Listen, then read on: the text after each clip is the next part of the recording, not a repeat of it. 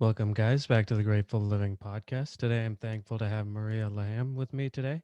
Maria is a school counselor at a school in Brockton, Massachusetts.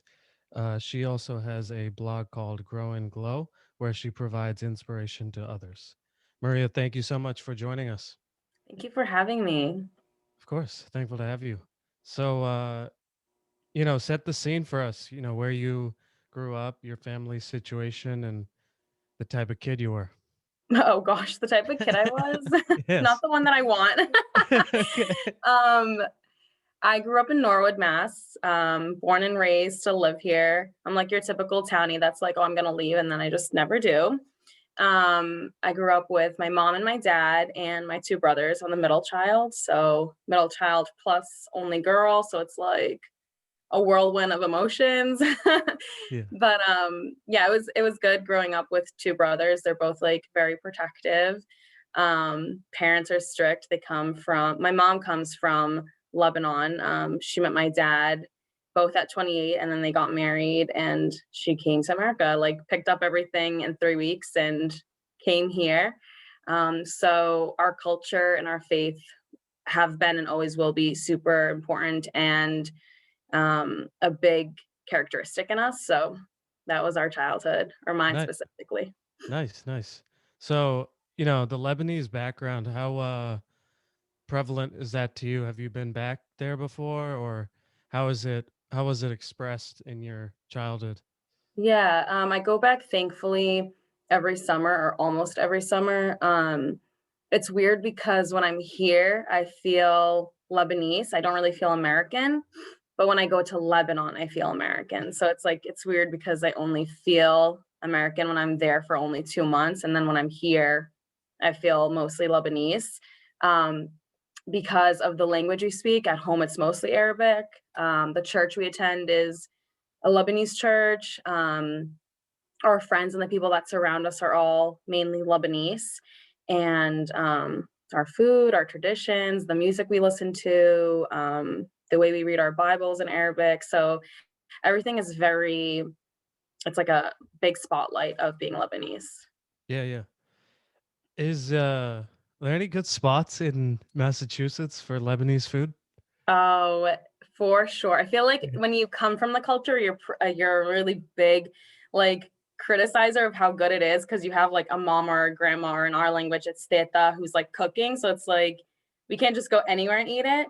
But the two that are, well, three actually, now that I'm thinking of it. So in Norwood, there's one, Tu Beirut, and there's Mhm. also Biblos, and there's a really good one in West Roxbury if you're from that area. Fayrouz, which is after one of the female singers in Lebanon. Okay, cool, cool. So, obviously today you're a guidance counselor. I'm Mm. curious, how did that that's, a very serving position. Um has service always been something a part of your life? I think so. I've always been the type of kid who wanted to help. I couldn't just be like a silent bystander. Like I always had to stand up for the underdog, or I had to, like if I saw someone alone, like I had to go be their friend. Um, it was just something that's always been in me to help, and I think I get that from my dad because he was a big helper. Like he always was open and ready to help whoever and whenever. So I've always just that's what I saw, so that's what I always have known. I actually was going to become a dentist. I was in school with a bio major, and then after my first year, I took a psychology class, and I was like, "All right, this is what I want. This is me. Like this is everything." I started volunteering at a school in Roxbury, and the more I got to know the kids, the more I was like, "I need to be their counselor. I need to go back to the inner cities. I need to help people who feel helpless and they don't feel like they have any worth. Like it's not like a big money reward. We don't make that much, but my heart is always so full after every single day of work. Yeah, yeah. The mentorship aspect and changing Yeah. their lives must that's got to be pretty fulfilling. Yeah, it's awesome, and it's just like especially when we're helping, like, the younger kids and they don't know better, like, I feel like when you get older, we can play with our words or whatever, but when it comes to the younger kids, like, it's for me, it's so genuine, and when they say, like, you're their person or they tell you, like, I need Miss Laham right now, like, I'm in a really low place, like, a low spot, I just need her. That sense of, like, being that person for them is very empowering. Any I'm not sure how you got into it, but any tips for, somebody that might be considering, guidance counseling as a career, um either how to get a taste of it or how you might know it's the right career for you? Um, I think that when you start anything and it's a hobby and you look at it like, "I'm not going to a job, I'm going to a career," that's when you know that you're in the right place. If you're like, "Oh, gotta wake up for this job," I think that you're in the wrong place. Yeah. But if you're like, "This is my career, this is what" it's not like I just go to work and I'm that counselor from 7 to 3.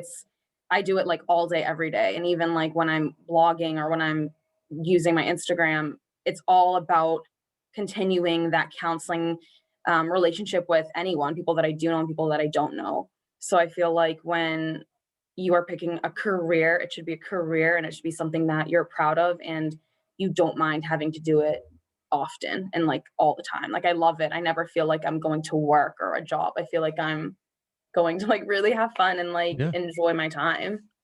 What's the hardest part and what's the best part? Hardest is hearing what happens to these kids at such a young age. Um, Especially like this past week, there have been a lot of like suicide ideation or conversations that I've been having. And to hear it from kids, it's just like, I mean, it really just blows you away. And then, like, you think that after the first time, okay, then I'll deal with it better next time. And it still hurts. Like, every time a kid says something to me and it's about, like, I'm not worthy or I don't shouldn't even be here. And they're so young to say that. I'm like, it still knocks the wind out of me. Yeah. The good is, um, just seeing their smiles, like, after, like, a tough moment and they feel like they're about to give up, and then you join them and you're like you just have a conversation with them, you pick out some strategies, you talk with them. It's those moments, it's when they're like they really feel worthless, and then after talking and working with you and it doesn't happen overnight, it's a process, it takes maybe, like, 6 months to the whole school year, um, and once you get to that place where, like, this kid used to, like, not wanna come and talk to me, now it's like, "I need Miss Laham, where is she?" Like that's the moment that I'm like, "Okay, this is why I do what I do." Yeah. How's it been with COVID and obviously this is now almost a year of, you know, COVID going on. How has that been? It's been really difficult, honestly. I feel like there's no right or wrong way for us to, like, open our school. I feel like people have something to say about the fact that we're in school since August. And then if we're closed, people have a problem with that too. So it's like we really feel like stuck in such a hard place. Like, what do we do? And as a counselor, it's like you can't just sit behind a desk and talk to a kid 6 feet apart. Like when I have sessions before COVID, I sat right next to them. Sometimes I was like in their bubble because they were so upset.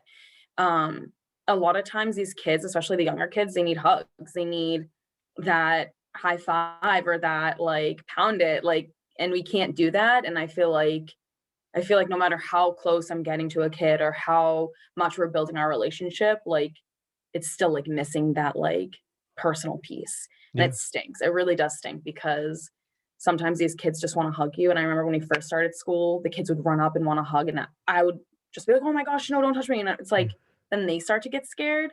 And that, like, when you see that they're like afraid of like going near you, it's hard. It's so Yeah. heartbreaking. Yeah. No, the personal touch is tough in this time period. I'm curious, especially in your type of career, um, you're listening to a lot of hard stories probably often. Do you have any tips on how to decompress? Are you able to, when you come home, are you able to get away from, that day's work, or how's that process for you? I would be lying if I said that it was easy to turn things off and on. Like it's not easy. And I remember when I first started volunteering at a middle school in Roxbury, it was like all day, every day. I would go home with like a headache because I was constantly thinking about like, oh my goodness, this kid just told me that there's a gang near them, or like this kid just told me that they have to skip school next week because they have to go work because their parents not home anymore and they need to make money. Those things like were like all day, all week. I couldn't stop thinking about it. Have I gotten better at it? Yes. But I think that at the end of the day, like I'm human and I'll never be perfect at it. It's something that I'm working on. Um, Now I'll find myself just using some sort of strategy, some type of self care to like make sure I'm taking care of my mental health to make sure that I can reset and go back the next day and keep working. A lot of times it's like going to the gym or just like talking to my mom or putting music in. Yeah, yeah. You know, obviously, we connected, through learning of your father's passing. Do you want to kind of introduce who he was, and just kind of give us, before um the cancer diagnosis, what his life was like, what your life was like, what your family's life was like? Sure. I've never actually like talked out loud about him, so I might tear up, but we'll Yeah, just keep no, going with it. no, please, yeah. Um, he was he was awesome. he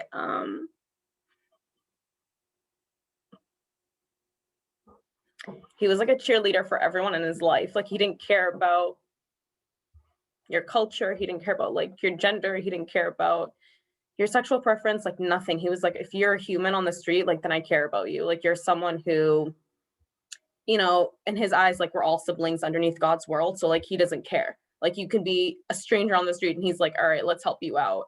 One memory that like sticks out for me is someone who he knew was struggling with addiction, and he was like, all right, I'm going to give you a job and you're going to come with me and I'm just going to help you through it. And um even till today, that person will like make sure they always say hi to us or like just knock on our door or shovel with us. So that was my dad. He loved like a little kid, like he always had his heart in his sleeve. He was very innocent with it. Like he really felt like everyone had his heart. So it was hard for him when he learns like not everyone does. Like he still struggled with that. But he was a force of life. Like you couldn't be in a room with him and not notice him. Like he was funny. He had the best smile ever. The jokes, like his joking, like you had to get it. And Yeah, um he was intimidating because he was so big, but the way I describe him to people is that he was like a teddy bear. He always was just very loving and caring and supportive. And yes, he was a cheerleader, but he also was like a coach. Like he loved you, but he was like, all right, you need to do better. Let's work on that. Let's work on it together. Um, I also, he always made me feel safe. He always made me feel like no matter what happens in life, like he's there, he's got me. So that's been hard to like not have, yeah, but yeah. yeah. What's his name? Simon. Simon. Yeah. Nice. That's also my middle name because culturally we have like our dad's middle name. It's our dad's first name as our middle name. Yeah, yeah, yeah. I'm curious, for most of us as children, we don't, grow up ever thinking about our parents dying. I'm curious for you, had you faced like a grandparent? I mean, what was your first experience with personal family member dying? Do you know? My dad's dad passed away when I was in like 5th grade from cancer, but he was a smoker. He like I remember when he got diagnosed with cancer, they're like, "You gotta stop smoking." He's like, "You aren't gonna tell me what to do. Like I can do whatever I want." Yeah. Um, and we were close to him because when he got the diagnosis of cancer, my dad knew that he was going to pass. So he was like, all right, like they're going to go every weekend and spend it with them so they can get as much as they can out of the grandfather. Um, but I was so young that I just didn't really like connect with him in that sense. Like I still like remember him and love him, but it wasn't until a friend of mine passed from a disease called cystic fibrosis that it really like hit me like, oh wow, life is short and we have no idea when we're going to get called to go home. We have no idea what the other person is going through. Like I had no idea she was going through something so traumatic, and it just like really did make me grow up like overnight. Like okay, this isn't a joke. Like you have no idea what people are going through, you have no idea how short life is, and in an instant like it's just gone, and like how are you going to be remembered?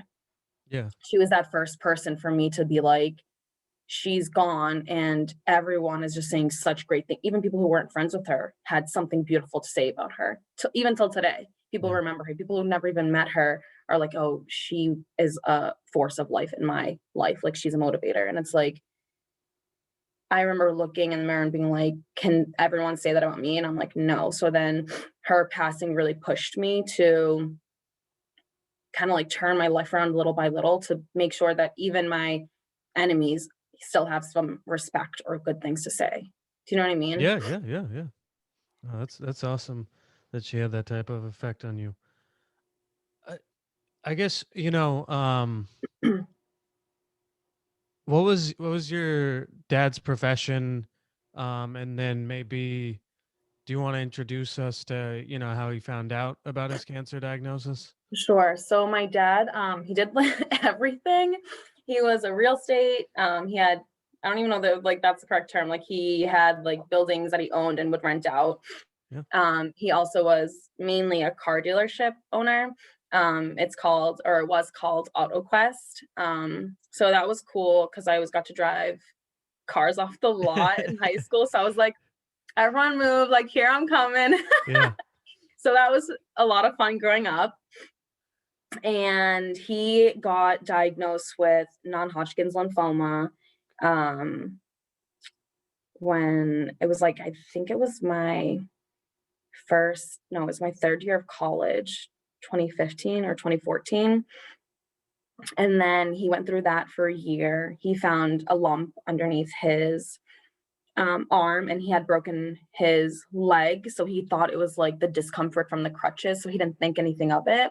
But then when it created other sorts of symptoms, he was like, all right, let me go get this checked out. And it was stage 3 non-Hodgkin's lymphoma. And he had that for about a year. And then he was cured the week before my college graduation. And then for the year following, you do checkups pretty often with the doctor to make sure that you're in the clear, because you might be cured from cancer, but it doesn't really mean anything until you're 5 years clean from it. So he was going through checkups every couple months or a couple weeks, and he noticed that there was like a lump in his throat, and he just kept telling the doctor like, this is making me uncomfortable, like I'm really anxious about it, please, I want it removed. And the doctor just kept saying like, it's benign, it's benign, it's in a tough spot, like we don't want him to touch it because god forbid we do something wrong in the surgery, it can be like, it can end your life, or it can do something pretty drastic and paralyze you. Whatever the conversation was, that's the response he always got. And he just kept saying, take it out, take it out. And then we went to Lebanon that summer, so a year later. And he went down for 2 weeks for my cousin's wedding. And you can just see it like in all the pictures. Like it's just out. It was poking out of his body. It was pretty large. It was like this big. So he came back and he went through testings, and he never told me. I don't know if my brothers knew, but he really liked to protect me from a lot of things that were going on with him. Mhm. So I didn't know he was getting tested or going through any sort of biopsies or anything. And he gets a phone call, and it was like right before I started my last year of grad school. And he just started yelling on the phone. And I was like, all right, what was that? Like, that's not like my dad. Like, I mean, he can get mad as anyone can, but like Yeah. it was just like such a, like an emotion that I've never seen. So I was like, all right, let me run upstairs. I run upstairs, my mom's on the couch crying, and my dad was on the phone, and he just hung up and he just had his head down. And I was like, all right, I have no idea what's going on. And I just asked, I was like, what's going on? My dad didn't want to tell me. And I was like, someone please tell me what's going on because I'm about to get in the car and drive to school. Like, I need someone to tell me. And my mom had said, like, your dad they think it's cancer again. And it like I just left. I couldn't say anything. I just got in the car and I went. And then about like 2 or 3 weeks later after testing, they told him it was stage 4. Um, he never said terminal to me. Like he always said, like, we're gonna beat this. Like he never told me that it was terminal. And I don't know if he knew it and just didn't want to tell me, or if it's like he just was in denial himself. So it was always like, we got this, we're gonna beat this, like I'm always gonna be here. So I was like, all right, cool. And that was for a year. It was just constant like chemo, radiation, chemo, radiation. And then the second year of it, he in March, or in February of the year he passed away, so 2018, he like couldn't turn the TV on. And I was like, we've had this TV forever. Like, how do you not know how to turn the TV on? And I started to get like frustrated. And I remember getting so angry at him. Like, just turn the TV on. Like, why are you like, why are you lost? Yeah. And it turned out that it had spread to his brain. So it started to cause like a little bit like of like similar to like dementia. So he started to forget things. He started to like kind of go back into like his like childish ways, I guess. So in March, he was in the hospital and he was in there for like a weekend to type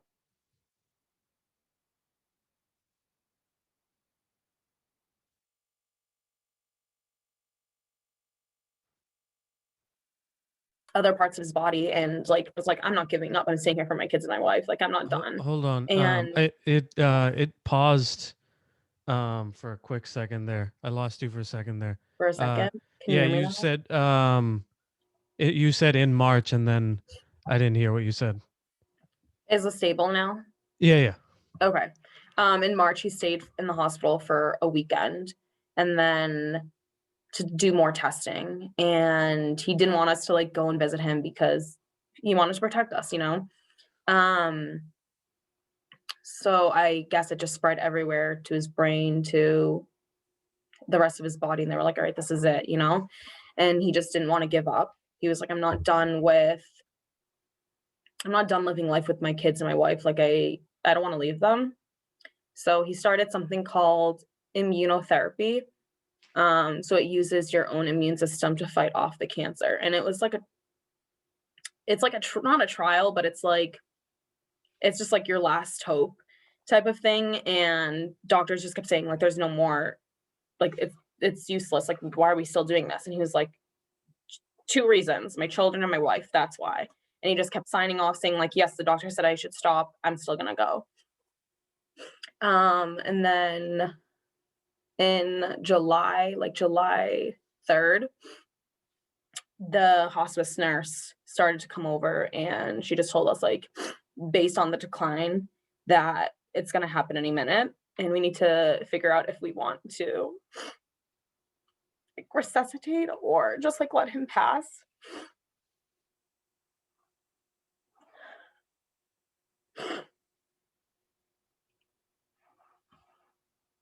So my dad's response was, do whatever you guys want. I don't want to cause more stress on your heads. So if it's do not resuscitate, and if that's the way you guys want me to go, then that's the way I can go.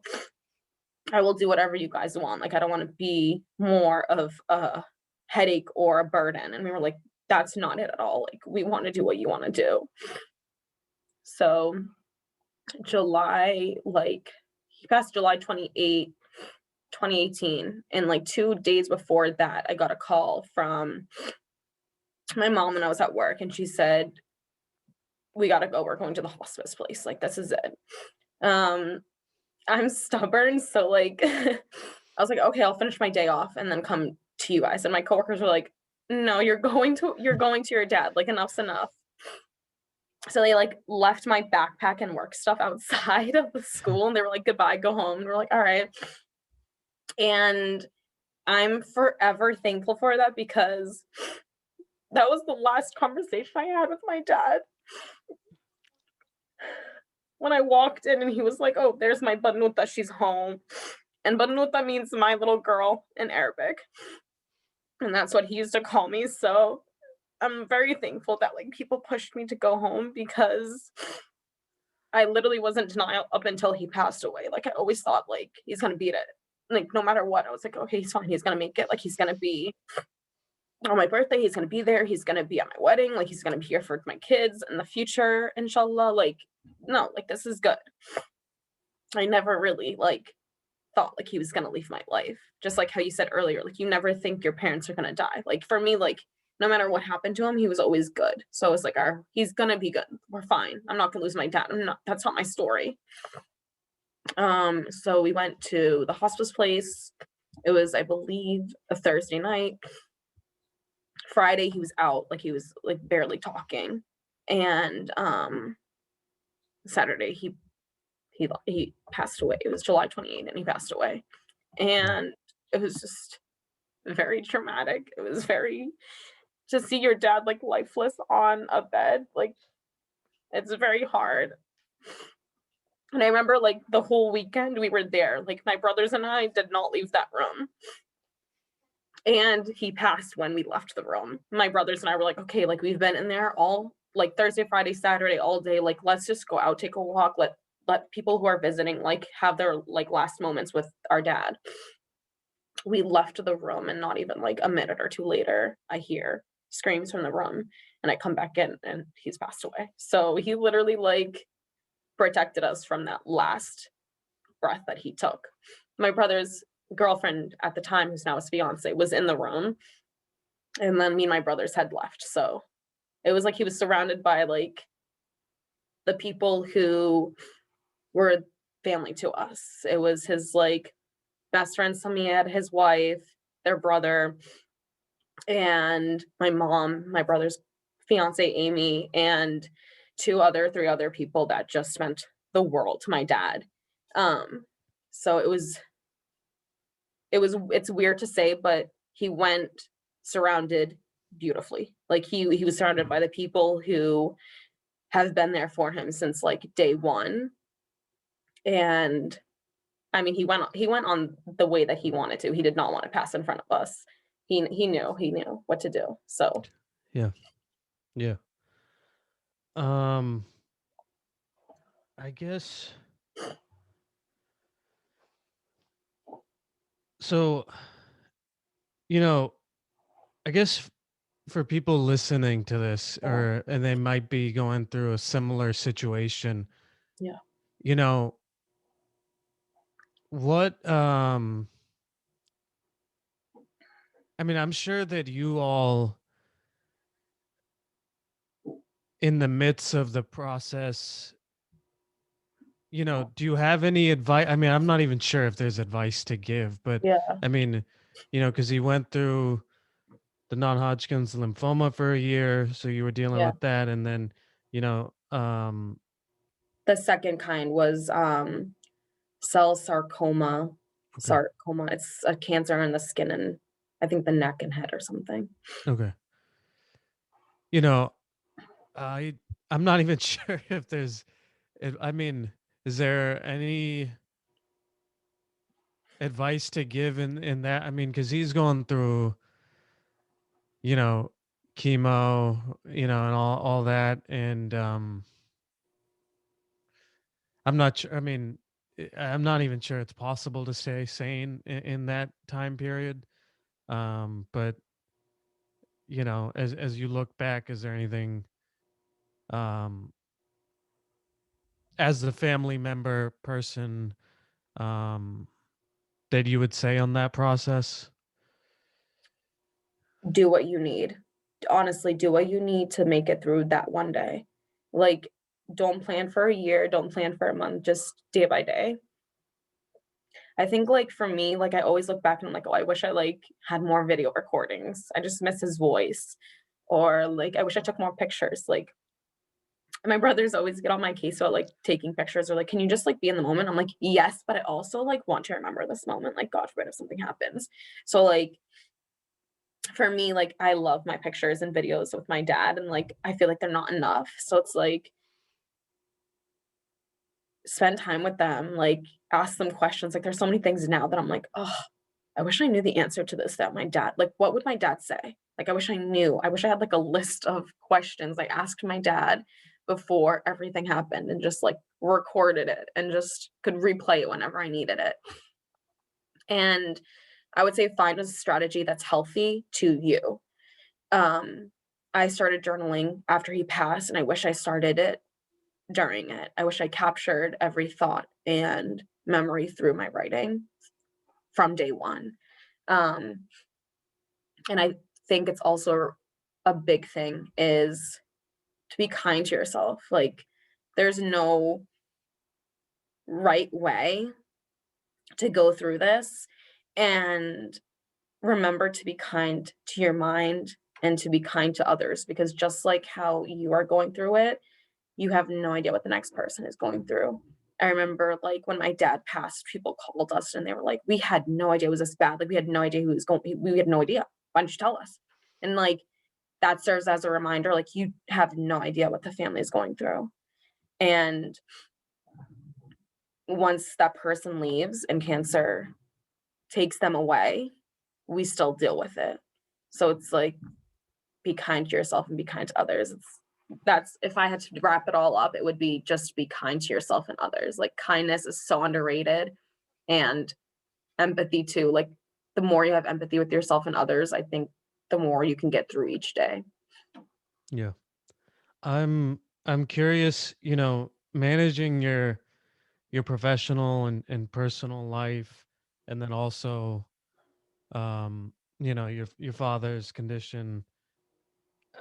I mean, I don't know, like, how do you, how did you take breaks away from work or anything I mean, No, uh, okay. I never took a day off. I never, like, I mean, this isn't healthy, but I was in denial. I didn't talk about it. No one knew about it. No one at my work knew about it. No one I just, like, kept it quiet until, like, I had to tell them. When it got to my dad's, um, brain, that's when I was like, "All right, things might actually not turn out as I think they're gonna turn out." And so I was like, "All right, this is what's going on." And I just threw myself into work. Like, I was at work 30, 45 minutes early, and I would stay after. I really did, like, compartmentalize every emotion, and I just threw myself into work. And it caught up with me. After my dad passed, I, like, didn't wanna talk about it, and I remember my bosses being like, "Hey, like, we wanna talk to you." And I was like, "Alright, so what about work?" And they're like, "Oh, no, we wanna talk about you and, like, your dad's passing." I'm like, "Oh, no, we're not doing that. We can talk about work, but we're not talking about that." And they were like, "You need to, like, it's unhealthy." And I just, like, laughed it off, and I would just leave the meeting. Um, but it's not healthy. You need to do what you need to do to deal with it.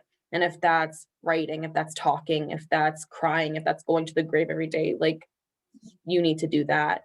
And breaks are okay. I didn't think that it was. I was like, I can't cry, I can't talk about it, I can't show that I'm tired mentally or physically. Like, I need to keep going. And, like, if I could tell my younger self, I would say, like, it's okay to take a break. It's okay to cry. It's okay to tell your dad that you love him and you're gonna miss him. Yeah. I'm on that line, and maybe you've answered, and feel free to say you have, but, like, you know, life is still going on while this is happening. And I'm just curious, was it tough to, like, maybe somebody's getting married or something like that? Was it tough to feel the emotion of happiness while you're seeing, your father suffering so much?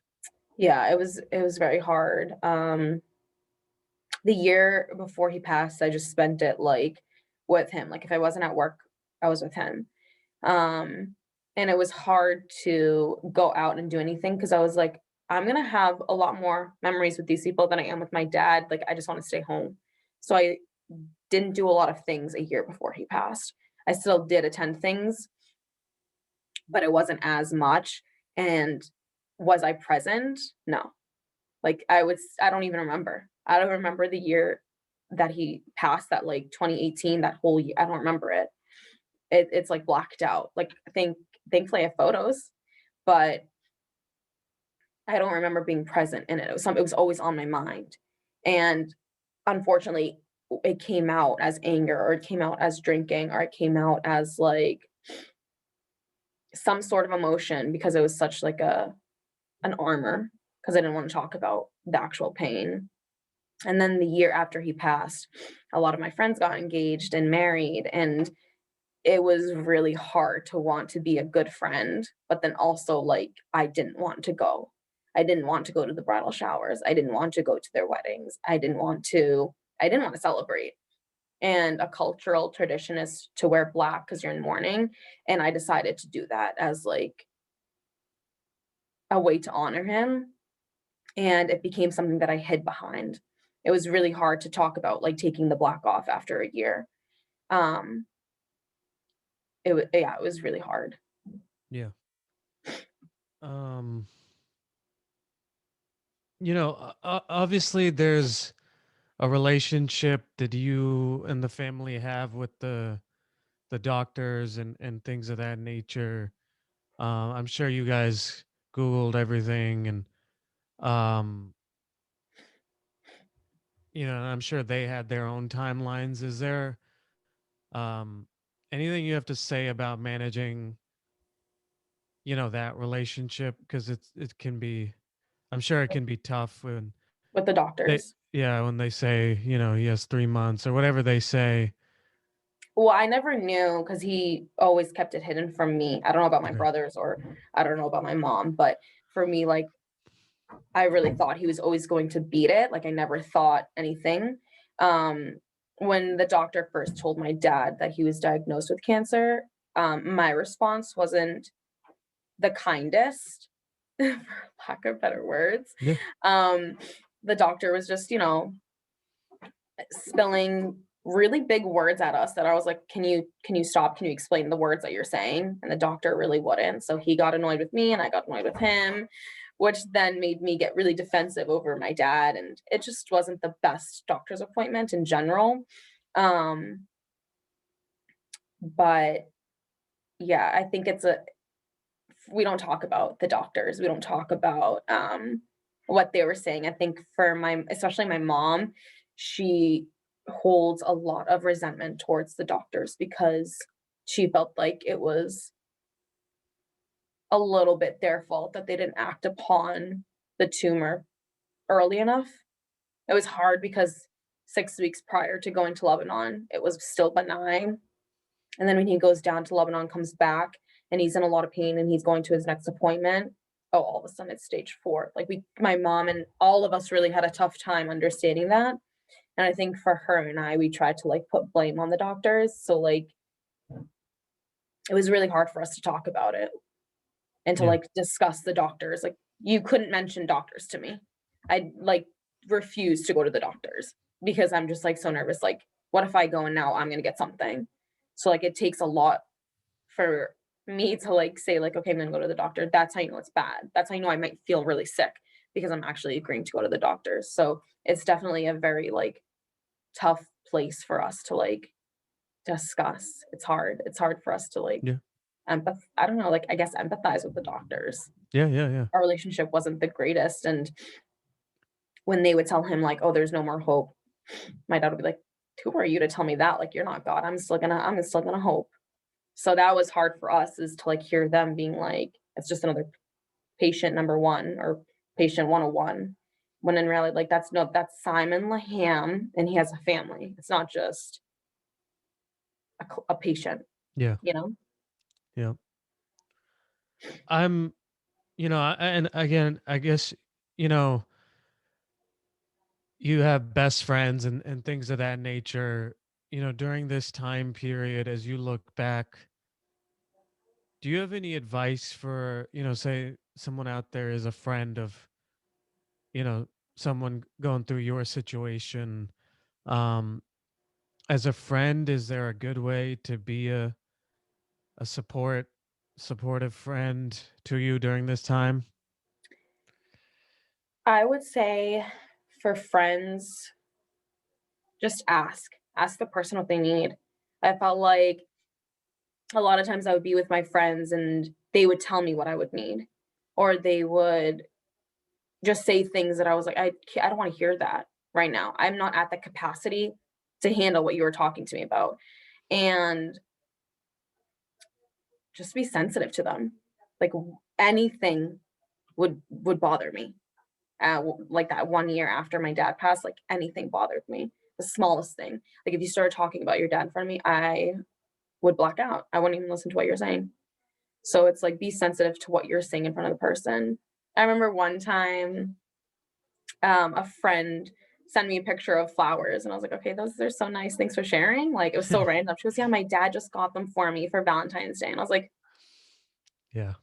I literally just blocked her number. I needed to do that. Like yes, now like someone might say, oh, that's so childish, Maria. Why would you do that? That's what I needed at that time for my mental health, for my mental and emotional health. So for friends out there or for someone listening who knows someone who's going through something, whether it's cancer or some sort of other grief, ask that person what they need. Do they need to talk about that person? Do they need to go for a walk? Do they need a hug? Just ask the person what they need. Sometimes we're gonna say, I don't know, just sit here with me. And then just sit there with you. And I think those were the friends that truly got me through it. And a lot of those were my work friends. My work friends, I really like am very thankful for them because they helped me get through the toughest year. Yeah.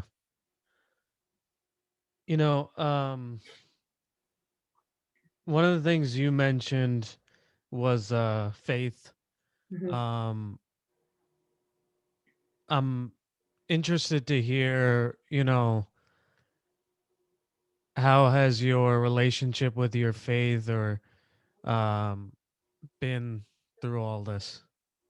It struggled at first. I felt like when my dad got diagnosed, I was really mad at God because I was like, we're good people. Like, we go to church every Sunday. Like, we donate to the church. Like, I thought this is what faith is all about. We're going to be protected. And now I'm realizing that faith isn't like an armor of protection against everything. It's that hand in your hand that's going to help you go through those tough moments, you know? Faith isn't no issues. It's going to be that there are going to be storms, but you're going to get through them because you have faith with you. It definitely I'm now in a better place with my faith, but if you asked me this question when my dad was struggled, I would be like, no, I don't want to talk about God. I didn't want to talk about God. And people would say, oh, this is what God wants. I would just be like, is there a God? Like, I'm confused. If there's a God, why did my family go through that? Like, I don't get it. I don't get how someone would put that into our lives and take away someone who I wasn't ready. Like I would like bargain with God. I'm like, okay, I won't swear anymore. Like just keep him here for another year. Or like, okay, I promise like I'll be really kind to my brothers. And then when none of that happened and he passed, I was like, well, what's the point? Am I a good person? If this is really like why, you know? That was a big thing. Is like I just kept asking why. When my dad never did. My dad never asked God why. He was always like, this is the battle and I'm gonna get through this. I might be alive in it and I might not, but like I'm gonna make sure that I live God's purpose through this. Yeah. Um,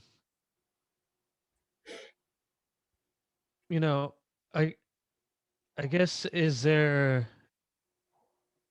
after he passes, is there anything that you look back on, like just that you want to talk about, on I mean, I don't know if there's anything to say, but that first couple months or, I mean, are you even able to sleep or, how's When my dad passed, I slept in my parents' room for like 2 months after. I would say like it's hard. Like I've always been a person that's like, okay, I fall asleep, I can go to sleep. Like I never had an issue with it. But now it's like it's hard because like when you lay down and like there's nothing else to think about, like that's where my mind goes. So it's like then you think about all the things that your family has been through and like you think about like okay, if he was here, how would things be? You sit there and you kind of like imagine things. So I would say like it's hard. It's been hard, but you find your strategies. Like something that I do is I listen to like meditation music before I go to sleep. Sometimes it's just meditation and sometimes it's Christian led meditation. So that's been definitely difficult, but working on it. Yeah, yeah, Progress, not perfection. yeah. You know, uh, people always say time helps. I'm curious, is that actually true, or how have you looked back? I would say there's always a wound. And I think time shows you how to handle that wound, but the wound never leaves. Um, I think I can try to find peace in it. Have I found peace in it? I don't know. I don't think so. I think that it's still something that I'm like angry with God with, but you find the strategies. Like before, like I couldn't even talk to someone about it. I couldn't write about it. Like I would still like pause and like be like, okay, I'm not posting this. Um, but I think that time just helps you find the tools to keep going, but it doesn't heal the wound. It just reminds you, time just reminds you that life is short and that you need to like love unconditionally. That's really it, but it doesn't heal. Yeah. It doesn't, unfortunately. For you, is the anniversaries the toughest time of the year for you, or how is, or is it just throughout the year? It's always. I think it's throughout the year, unfortunately. His birthday is always tough. Um, Christmas, like anytime that I get to like cook, Yeah.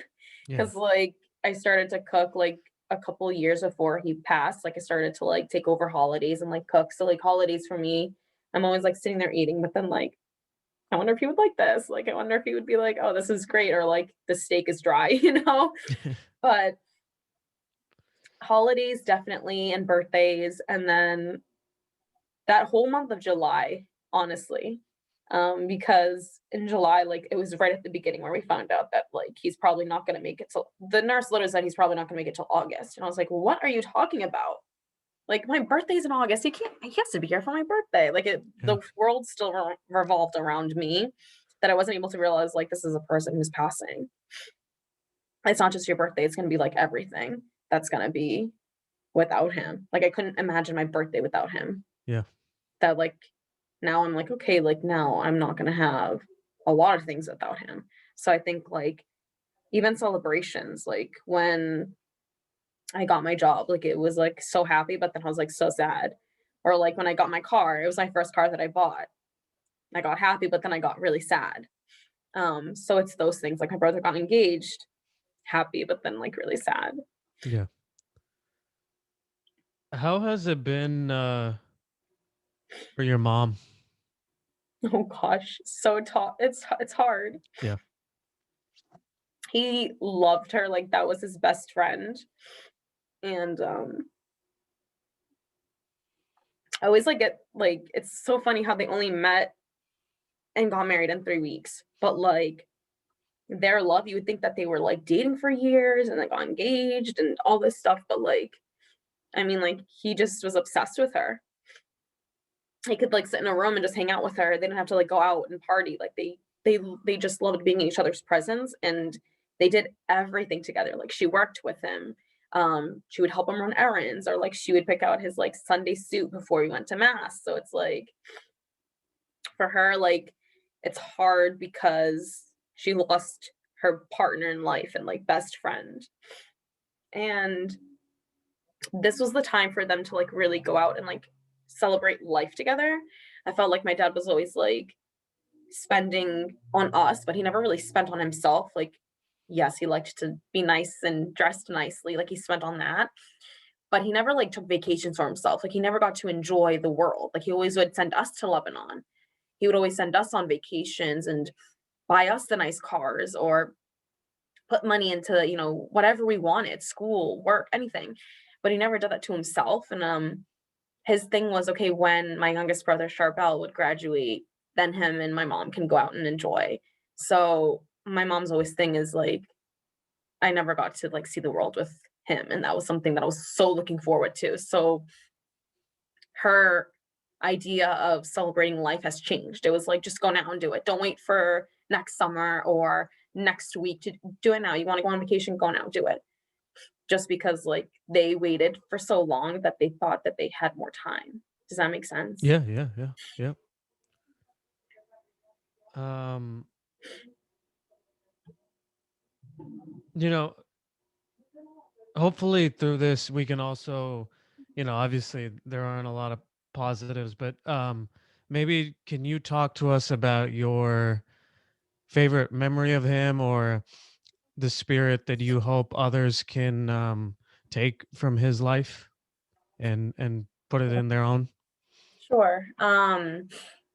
He was he always had, like, the best knowledge, like, he just knew about everything, and not in a sense of, like, cockiness, but in a sense that, like, you can sit down and talk to him about anything, and there was no judgment.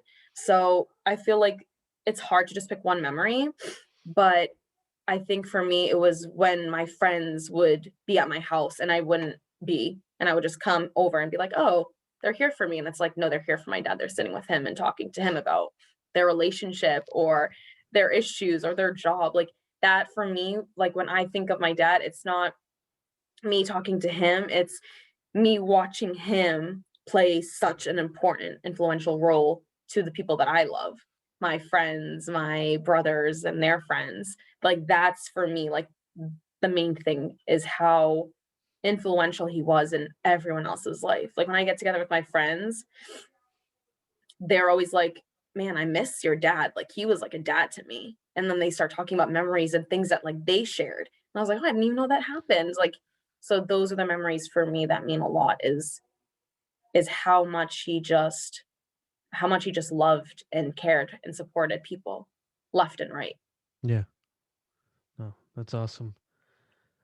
you know um I asked the questions, from my perspective, but was was there anything else that you wanted to talk about with respect to, him, or this whole process? Um, Now I'm like blanking. Okay. No, no, that's fine. No, that's fine. um, I'm gonna ask you about the blogging, but I'm just in yeah, terms of, you know, um, you know, those couple of years. I saw that you did some what was it? Uh Not charities, but the Relay for walks. Life. Yeah, yeah, yeah, yeah. Yeah, How so were you how were you able to do that? begged people. Yeah. The relay was hard to get everyone on board because it was so new and my mom like didn't want to do anything with cancer and my brother's like, we all grieve and honor differently. And for me, I was like, that was my way. I wanted to do things to constantly be talking about him or remembering him. And it was the Relay for Life. And so um it was a different thing. Like we don't really do that. And I don't know, like in our, I guess like in my family or whatever in my culture, like we don't really do like relays and like walks. So this was something new for my family and I. And it was like an all night thing. And the support and love that we got from complete strangers was insane. It really like till today, like the people who were our friends turned into family, they started off as strangers from like church or like people that my dad knew back in the day that were never in our lives. But when he got diagnosed with cancer, they started to support us in ways that I was like, you guys don't even know us. Like the support that we got, even just on that day, like getting so many people there when it was something out of people's comfort zone to do, like that meant the world to me. Like I don't really think my mom wanted to be there and doing that because she didn't want to celebrate. She didn't want to do anything like that. So for her to go and be moved emotionally by they call it the Luminaria ceremony where we light a candle, like seeing all the candles lit up in his name. I mean, it was so moving that like my dad's brother was crying and the younger kids were there and they were even tearing up. So it's it was tough, but I felt like we needed it. It was a good thing to end that year on because it was the weekend of Father's Day, the first Father's Day without him. So it was a way to like kind of celebrate him on that first Father's Day without him. Yeah, yeah. Talk to us about the blogging, the Instagram account, and you know, how did you talk a lot about these issues, which I think is awesome. So talk to us about that. Um, I was super overwhelmed after my dad's passing, understandably. Um, and I was constantly being told that, you're gonna get married one day and it's gonna be fine. And I was like, just so struggling with that. Like, my wound is my wound. Like, right now I'm not okay, and I don't need you to skip my stages and make me think positively. Like right now, I want to be negative. I want to yell. I want to be angry. I want to not go to church. I want to sit in my sorrow for a little bit. Like, let me have my moment to just to Grieve. wallow in my pain. Yeah. And I felt like people around me, I'm sure it came from love, but it was not what I needed. And they try to say things to make me, I guess, feel better. But in reality, it just kept hurting me. And my mom really just didn't want me to speak out to their faces because she thought it would be rude. So I always kept it inside. And then I just blew up and I was like, I'm going to write. So I just wrote and I posted it on a blog site. And I thought no one was going to read it. I was just like, this is my therapy, my free therapy. And I just wrote and then I posted it and people were sharing and sharing and sharing. And people were reaching out who's I didn't even know were grieving a loss of a father. And they were like, I'm going through something similar. And it became a circle of support that I didn't even know existed. I didn't know there are other people going through what I was going. When you're in that moment, you think I'm the only person going through this and I'm alone.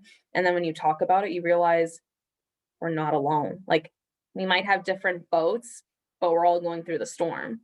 So it's like the best thing you can do for yourself and for others is to talk about it. Or I guess if you're comfortable with it, to talk about it because someone out there is feeling alone, feeling like they're the only ones going through it or no one else feels what they're feeling. And they might not be comfortable to like openly talk about it or write about it. And when I would post it, people would message me privately and then we would start talking and going into depth about emotions and how they're feeling in their story. They don't feel comfortable putting it as like a public, but they now have someone that they can message on the side and say like, okay, I'm going through this part of it. Can you help me or can you offer me support? So that's how the blog started. And then I created the Instagram handle for it and I named it Grow and Glow because I felt like in order to grow in life, you have to go through the pain and you can put as much highlighter as you want on your cheeks and your nose, but if you're not really truly like glowing from the inside, it's all fake. And if you truly want to glow and like feel good inside and out, you have to go grow through that pain in order for that to happen. You can't skip it. Like I always thought like I'm not going to deal with the pain, but I'm going to pretend I look good. And yeah, I'm great. Yeah. But in reality, I wasn't. So I had to like grow through it in order to glow from it. That's awesome. It's awesome. Yeah, no, I think it's terrific that as you talked about, a lot of people don't want to publicly talk about, the thing, they might have also lost their father, but they can't, Yeah. they might not have the ability the way you do to also write or to put Yeah. it in such good words. So that's awesome that you're doing that. Thanks. Maria, we talked about a lot. Was there Was there anything else that you wanted to talk about? Um, just that you're worth it. Like, whoever's listening, like, you're loved, you're known, you're acknowledged, and your value. So that's really it. That's like just a reminder, like, you're always loved. No matter how you might feel, like, you're always loved. Yeah. Well, Maria, I just want to acknowledge you on. I think it's incredible how open you've been. You know, not only in your blog and things of that nature, but just um, helping others who may not be able to express themselves, and maybe reading your blog posts is like, oh, I'm going through the exact same thing. Um, I want to also shout out your father. I obviously didn't know him, but he was, obviously a great man. And, as you said, he kept fighting till the end. Mhm. He never gave up. So that's awesome. Um, if you want, do you want to tell people, your blog website and then also your Instagram handle? Sure. So, oh, I don't even know it right now. So my Instagram is grow with Banuta. So it's grow with the whole word WITH and then Banuta BANUTA. And again, that's what my dad used to call me, which means my little girl. And my website is Maria Laham, period, wixsite.com/grow glow. Perfect. I'll put those in the show notes. Maria, thank you so much for being on. Thanks for having me. Of course.